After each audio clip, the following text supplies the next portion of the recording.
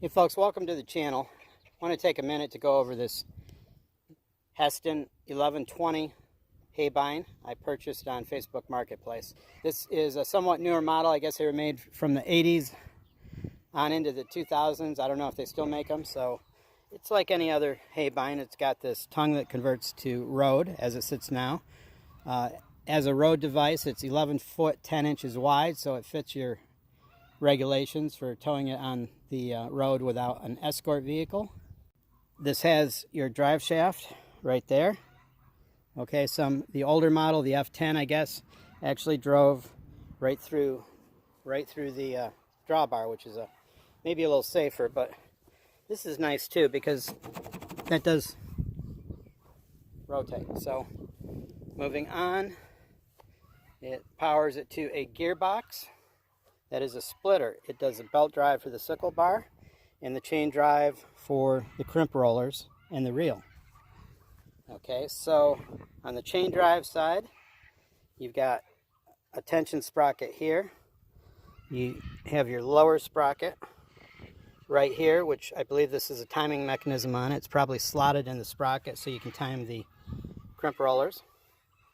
And this is your reversing sprocket, so the top roller pushes it this way while the bottom roller is pushing it that way. This is tensioned up pretty good. Okay, this one I need to adjust. The top roller is allowed to move up and down. It's got a you have a preset, so you're not rubbing the rubber off your top roller. So you can preset, according to the service manual, the gap.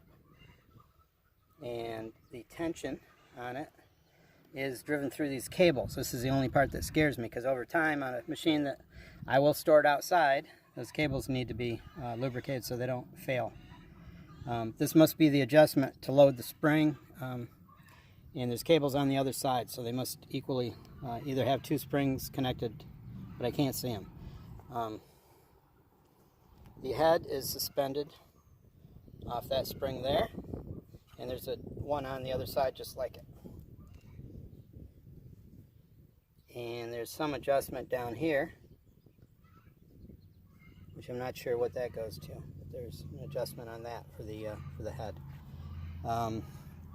Your lift cylinder is here. It's supposed to have a pin in here for road. This is just a pivot. And when it pushes against this pin, when you drop it down and you hit a woodchuck hole or uneven ground, it allows the head to come up without pulling the cylinder out. All that's covered by a guard that has over center locks on it, so you can take it off and oil the chain and whatnot easily. Okay. The tires, it's got nice wide 950L 14-inch tires. They're on a 9-inch wide steel wheel with a 5-bolt pattern. And we'll get a little picture right there. There's your 5 bolts. And I'm not sure what the bolt circle is. It looks to be like 5 or greater. And it's got a hub that has to go over that hub in the center. So I'm sure that's a common ag wheel. In the back here for your windrow control, you got this.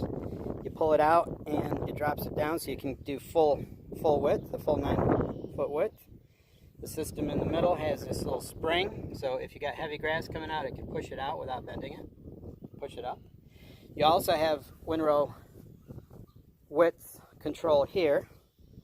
Okay, one here and one there.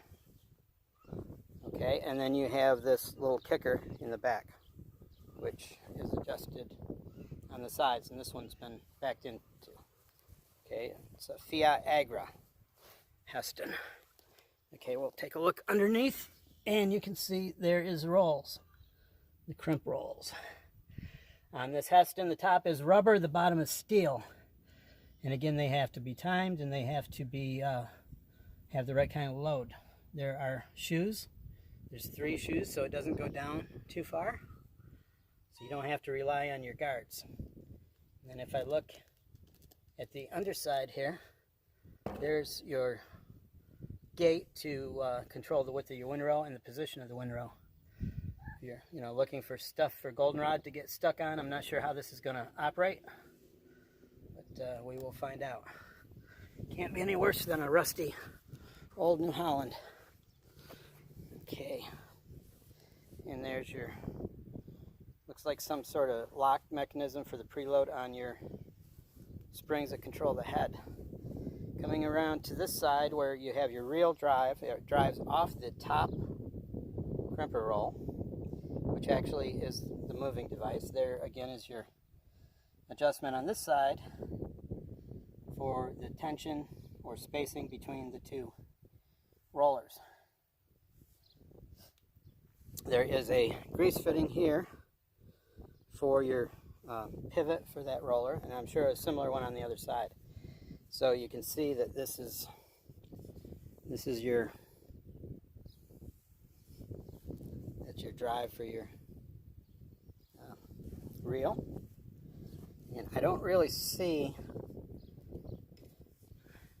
it just looks like a pulley. Okay, on my New Holland there was a clutch, so the reel could be rotated. So this does not have a clutch, it's just a direct drive. So the reel is driven off that chain with no clutch. There's no clutch if it gets too much of a load. No, when you shut it down, it just stops. Okay? And stuff has all kinds of adjustment. I'm not sure what that adjustment is there. And that adjusts your head forward and backward a little bit. Okay, and on this reel, you have adjustments up and down. With each side has a bolt similar to this, and they have a bolt here, forward and backward, and back here. So you can get your reel adjusted in proximity. You can actually see right down here, you can see how close the reel is to pull the hay into the crimp roller. So you got to adjust it in proximity to the sickle bar and the crimp rollers. Okay, and then the reel operates like a normal reel. You all know it's got a eccentric with a cam drive. These are not greasable. Probably just keep a oil can on it for your chains and just lube that each day. There's no greasing these either. Again, just put some oil on those. One thing I didn't see, my New Holland would wrap hay in between. This was tight to this, so the New Holland would wrap hay around there. There's no real obvious way for the hay to get wrapped around there. The New Holland would have a knockdown bar over here, so it would try to pull the grass in away from the reel so it wouldn't trap it in there.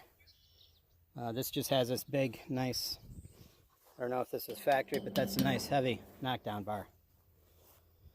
So that's a nice walk around. This is a Hesston 1120.